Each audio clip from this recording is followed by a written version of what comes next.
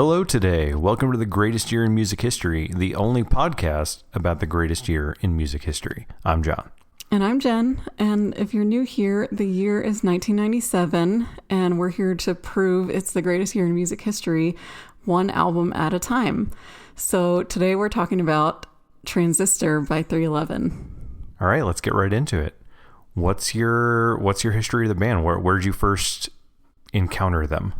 Yeah, so I'm thinking back, it actually wasn't seeing a music video on MTV like every other episode. Like every other band, like most bands. See reference episodes 1 through 6. But the first time I heard them was, I'm pretty sure, hearing All Mixed Up or Down on the radio. Right. And it was played a lot, and I loved it. And then I remember it was played because it came out in 95. It was played on the radio a lot, along with No Doubt. But what's it called? I remember I bought that CD, 311, and No Doubt Tragic Kingdom, used from A Girl Named Sunshine at my elementary school for $5. Okay. So we didn't plan this, but I had a neighbor across the street who, I guess like over a summer or whatever, and it must have been in 95, had their grandson come to like stay with them or whatever. Was his name like Moonlight or something? I think his name was David. But anyway, anyway, we would play like basketball in my driveway or whatever, and he had the 311 self-titled. And I'm not gonna lie, I think I bought it from him for $5. Yes, nice. That was, pre-eBay, pre anything. It was like a friend showed you new music and they're like, here. Right. And it was way cheaper than going to the mall and buying we were 10. I don't think we had a... Oh, that's true.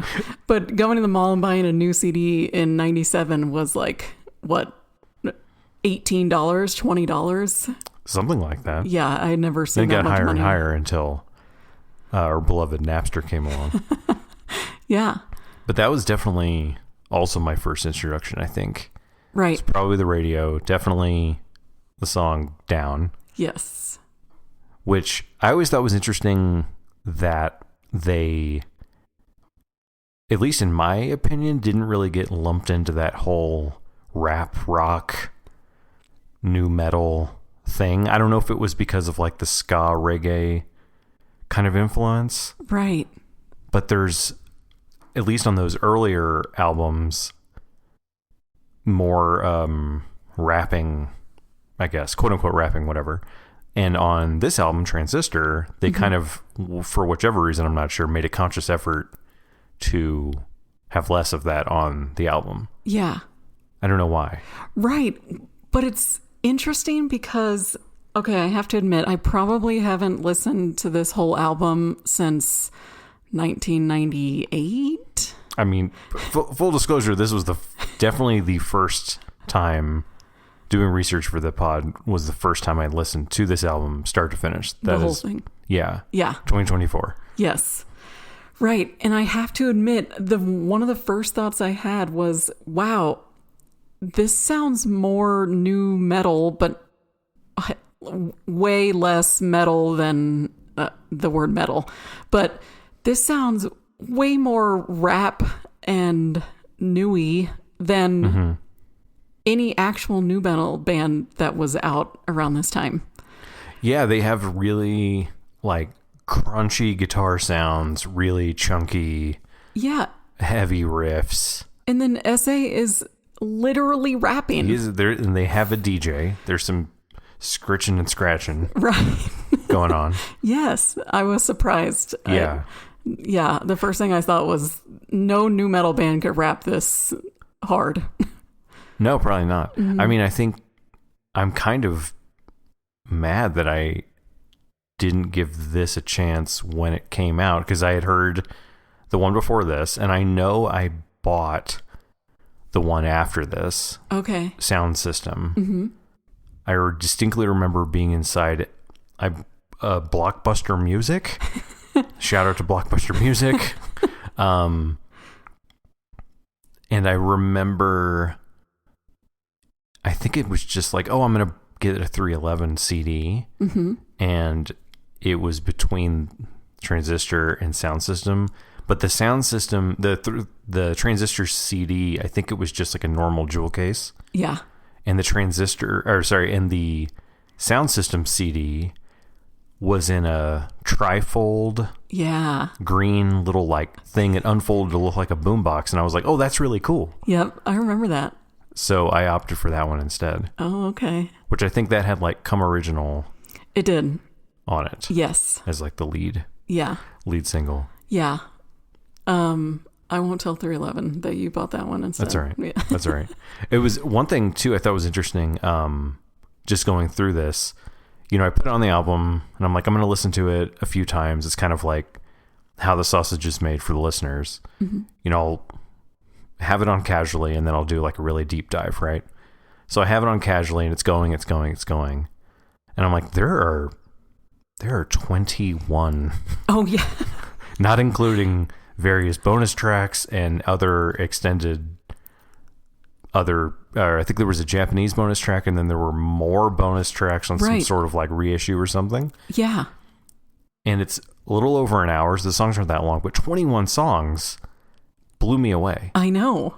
Same. I was thinking the same thing. I think we talked about it. We were like, make America over 13 songs again. Yeah, make records 60 minutes or more again. I couldn't Unless believe they're a it. punk album, in which case they should be like 21 minutes and also have 21 songs. Right. 21 songs. That is mind-blowing. It takes me back to My So-Called Life being 19 episodes, I think. That's a great show. Amazing. Yeah, they said it was going to originally be a double album. Oh. But this is how cool these dudes seem. They were intended to be a double album, and then they, for whichever reason, released it as a single album, despite its length of duration and despite the number of tracks, because double albums were inherently more expensive, and they wanted it to be a single album so that it was cheaper for the fans to buy the album. Oh, that's if adorable. anything I've read over and over and over again about this band is how they have this really, really amazing relationship with their fans. Yes. I was going to mention that. I think they still, to this day, 2024, have a cult following. Mm-hmm. Yeah. Yeah, I didn't know. You know, I had heard mostly songs from them that came out in the 90s, and I didn't know that they had such, and this isn't pejorative, but jam band energy. Right. There's a lot of guitar noodling. Yes. You know, sometimes for better or for worse, right? Who knows? But they also have, 311 Day, which I don't know. Have you ever seen it or went to one? Because I distinctly remember, I only bring it up because I distinctly remember in college watching a live airing on a little channel called HDNet. Oh, no. And it was 311 Day. Okay. And I was like, oh, cool. Because it was the kids, TV didn't used to be high definition. And this was like high def network, HDNet, right? Mm-hmm. And you could just have live music on. Nice. And it was fantastic. And then cut to 10 years later, I ended up working for them for 6 years. You manifested it. Yeah, I did manifest it. Yeah. I was like, thank you, 311 and Arrested Development reruns. I'm gonna work for them one day. Interesting. No, I didn't know that. But yeah, I think the last one was like on a cruise ship or something. I think I remember that. Mm-hmm. And it doesn't surprise me that there's a 311 Day because it's just easy. March 11th. Yeah. But well, if you're stateside. Oh yeah. But if you're in the UK, you're like November 3rd. I don't get it. What are we doing? True. But I did you, when doing research, did you hear what 311 was for, or how they got their name? Actually, no. So apparently 311 was the police code in Omaha, Nebraska, where they're from. Wow. For indecent exposure. Amazing. After one of their friends got arrested for skinny dipping. Was it Peanut? I think it was Peanut's friend. I hope it was. Okay, good. Yeah. At least Peanut was involved. Yeah, he was. Yes. But Peanut, of course, the bass player, who's really, really good. Amazing. Everyone in the band is a very exceptional musician. You don't have I think they have 13 something albums. Yeah. It's not possible to have that many albums and not be like a really talented musician, songwriter, etc. Yeah. Yeah. So this leads me into, what are your favorite songs or guitar parts or lyrics? Well, for me, the two of the singles, Beautiful Disaster and then the titular Transistor, are really high up there, especially because I love that, I don't know, something just aligns with me really well, that it's like the record's called Transistor, the first song's called Transistor, and it's a good song. Like just kicking off the album and like a really good banger is always fun. Yeah. I really liked a couple of the other ones that weren't singles. One called Galaxy. Yeah. That's early on in the album. I liked it really because they have, again, these chunky metal guitar riffs, and then they have this sort of like pre-verse, post-chorus interlude or whatever, where they just randomly go into like different time signatures and like it's really technical, and then just back into it, and like those more metal-leaning songs. Yeah. Like that really resonated with me. Another a couple were Electricity, another just like heavy groove riff. Yeah. That I just love the way their guitar sounds. And then I really liked another one called Tune In that has this really cool, something they're really known for, their vocal harmony. Yeah. It's sort of like this, on paper you wouldn't think it would work as well as it does, with the guy rapping who then starts harmonizing with the lead singer who's also playing guitar. But when they hit a certain register, it is very, very good. What about you? Yeah. So listening back to the full album, I didn't realize that the 3 singles from the album are within the first 4 songs, which was after that, it's for me, it was just completely uncharted territory. Yeah. But so Galaxy is in the top 4, and Galaxy wasn't a single. Right. But that one, I remember thinking that one was like, kind of heavy to start. And then the fact that SA just starts rapping. Yeah. I was a little bit caught off guard with how... Also, I love the name. Come on. I know. That's just a fun name. Yeah. Any name that involves like sort of a pun, it's great. Well, and also San Antonio. Por Vida. Well, yeah, I mean, we're from South Texas. So. I can't say SA without thinking of San Antonio. Right. So when I say him, when I say SA referring to him, I'm just like, why am I talking about San Antonio right now? Right. It's weird. But I'd have to say, I think Beautiful Disaster is my favorite song. It always has been. But Transistor and Prisoner are a equal tie for second place. Interesting. Yeah.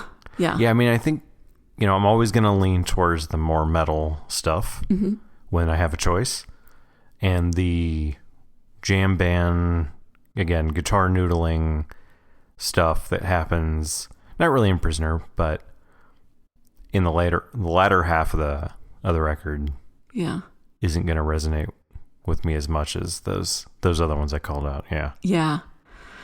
And what you mentioned about like grooving and things like that, I don't know what it was, or what particular part of any song, but I'm realizing more and more just how like reggae. And at one point I thought I heard a like Beach Boys influence. Okay. And I'm like, this is so just beach, like chill. I mean, probably amber's the color mushrooms. Of your energy. You know? Oh, yeah. As they always say. We need to talk about their obsession with like space and... It was the 90s. It was a different time. It cracks me up. Yeah. I probably should have done more research into their obsession with like, literally the galaxy. There was a song called Jupiter, Inner Light Spectrum. Oh, yeah. I love it. I just wonder... how high they were. Were they high at the time? Maybe they're hopped up on those Omaha steaks. Oh yeah, that's true. It could be the steaks. They probably weren't still in Omaha by this point, but one can dream. Yeah. So would you call this a no skip album? It can't 21 songs. Yeah, so I'm not a very good 311 fan. I'm going to say that like halfway in. Mm-hmm. So what is 21 divided by 2? Couldn't tell you. Okay. Like 12. Halfway into the 11th song. 11th-ish. It starts to kind of sound the same after that. Wow. A little bit. Okay. And so I'm not saying I would skip the entire last half. No, good. No, but see, terrible. Some of those call the cops ones that I called out are in that latter half, and like maybe it was because of some of the sameness. Yeah. When they kick back into like a metal song, and my ears perked up. Right. You know. Yeah. Yeah. Definitely. What about? Do you think it still rules? Oh yeah. Yeah. Yeah. I mean those I was. Hearing those songs again, hearing those riffs, I'm just remembering playing guitar and wanting to learn some of those riffs or relearn how to play, you know, the lick on Beautiful Disaster. Like, yes, it's totally still rules. Yeah. Especially the one time, I believe it was only one time that we saw them live. Oh, yeah. Should we talk about that? Let's do it. Okay. I think you should go first and talk about how we saw them live. Okay. So we'll call this Jen's Contest Corner. I can barely remember how it started, but I'm pretty sure it was an Instagram contest. I think, is that how you I think that's right. Okay. So I entered a contest on Instagram. I don't remember how or when or what I don't know, profile, username, who it was, but I entered a contest. This was right before COVID, maybe a year or two before COVID. So 2018, 2019. Yeah, definitely pre-COVID. And we had never seen them. Correct. In the, how long have we been alive? A long time. Mm-hmm. And we've loved them a long time. Maybe too long. And so I knew they were coming to an area near us, and we were like, should we go? No, let's maybe. And we were debating it. And then I enter this contest to go. And I freaking win. Of course. Right. No, I mean, I think for the listeners, you'll need some sort of bingo card. Like how often, like bingo tile for, did they mention Red Rocks? Did Jen win a contest, et cetera, et cetera. Right. Because yes, of course, you won a contest. So that we could go see them at Red Rocks. And it was Red Rocks, yeah. But it was so cool. It was a lot of, I guess, sponsors included within the contest. So we went to this brewery, and they were part of the contest sponsors. And then they took us on this, like, tuk-tuk. Yeah, we hung out with the driver, and he's tucking us around Denver. Around town. It was so cool. And then, so one night they were going to play... Not all the way to Red Rocks. That would have been a jaunt. Oh, absolutely not. Yeah. My thighs hurt just thinking about... Right. I think it was it even a separate day? Yeah. It was 2 nights back to back. Wow. That's right. So we went the first night where they were just playing a local, like... That's right. We saw them back-to-back nights at different venues. That was the really cool thing about the tour. Yes. Was that one of the nights it was at a really small, intimate venue that I don't even know if you could buy tickets to. It might have been like fan club / contest only or something. Right. And then the next night we're playing full-on Red Rocks. Right. There's however many... Thousand people. Yeah. And so went on that tuk-tuk ride around town, and then they dropped us off at the smaller venue, and we got there a little bit early, which was perfect because we got to go upstairs and get like on the balcony, but close, like overlooking the stage. It was fabulous. And it was so much fun. Yeah. And then the very next night, it was Red Rocks, and that was just like just go to Red Rocks and see them. And so we went, and it was even more fun. And didn't they bring out like Redman or something? I think, part of the tour was Method Man and Redman. Oh, okay. So I think they opened. Oh, that's right. And there was someone before them. That's right. I think Method Man and Redman performed together the whole time. And there was someone before them, I don't remember who, and then 311 headline. But what's interesting about them, and we were watching the other day too, like 311, it wasn't a Tiny Desk concert, but it was like a radio station something or whatever. They, in my opinion, they can't help playing as if they're playing to 14,000 people at Red Rock. So they're bringing energy, stage presence, cosmic, cosmic, cosmic, inner light, spectrum. Outer light, inner light, all the light. But they're bringing the same energy you would do to command a 14,000 outdoor amphitheater in this tiny little venue. Right. So that was just really cool to see from like a stage production point of view, and the stuff that they had projected, the lights and everything. It's this big time show in this little place. Right. So it was really cool to see that, and then juxtaposed to the next night, seeing them do same energy, but having it in front of thousands and thousands of people instead of a few hundred people in a small venue. Yeah, definitely. It was so good. I'm so glad we finally got to see them. I do wish we got to see them in their heyday, like back years and years. Some say they're in their heyday now too. I know. I can't believe it. They're pumping out records. Yes. Nick is in unrealistic, tip-top, ripped shape. Has he aged? Call Paul Rudd. I don't think so. Yes, we'll call Paul Rudd. What's funny about him, I was reading that he was with, and this kind of ties into my days at HDNet/Access. He was with Nicole Scherzinger or whatever from the Pussycat Dolls. Oh. Like in the early 2000s. Like dating? Yeah. I didn't for know like that. years. What? And then they broke up, and then he married someone, Nikki. He's obsessed with his own first name. Nick. Oh, right. Interesting. He's also obsessed with the galaxy. Okay. There's a cosmic alignment with the name Nick, so he had to be with someone named Nicole. Now he's with someone named Nikki. All right. We'll ask him next time we see him. Okay. Dear Nick. What's your workout regime? How much protein do you take on a day? Yeah. And what's with the name? Nick. Okay. Got it. So let's talk about music videos, because we watch those. Those are a lot of fun.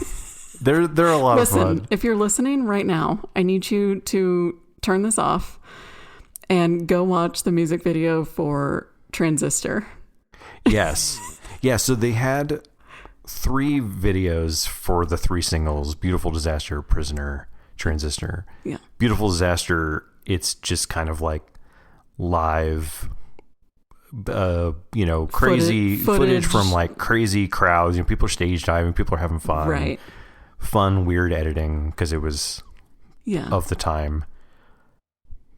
Prisoner was a strange sort of concept video. A girl's in a box. Oh yeah, but there's guys in suits. I need to talk about that.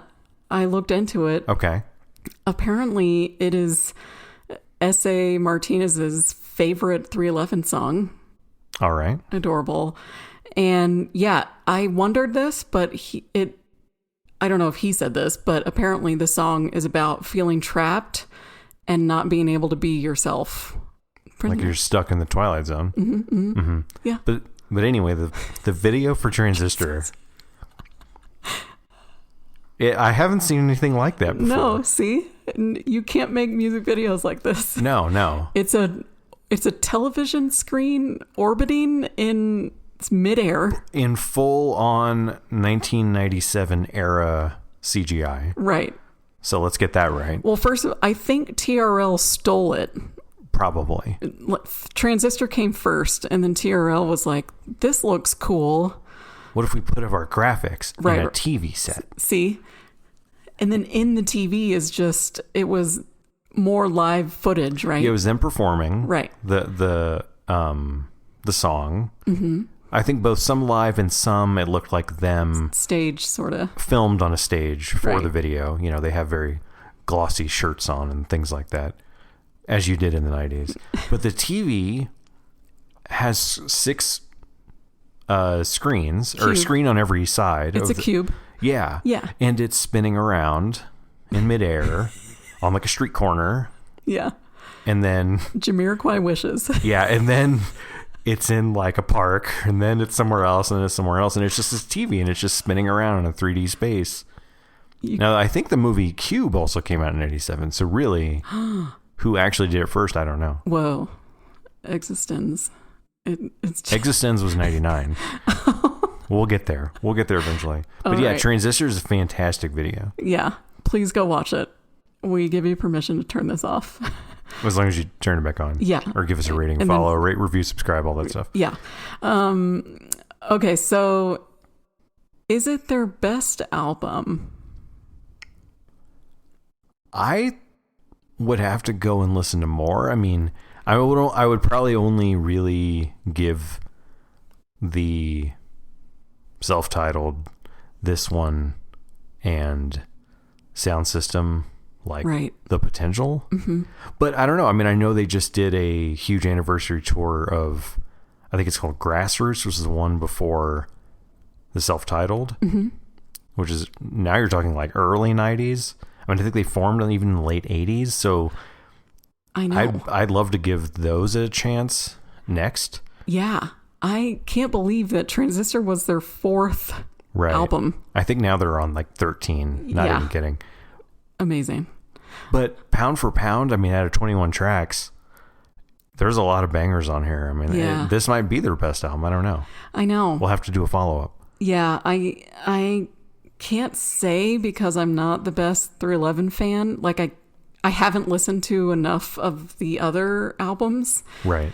It's up there just based on pound for pound, like hit singles. Mm-hmm. You know, I think 311 had All Mixed Up and Down. Right. But I love Hive and a couple other songs.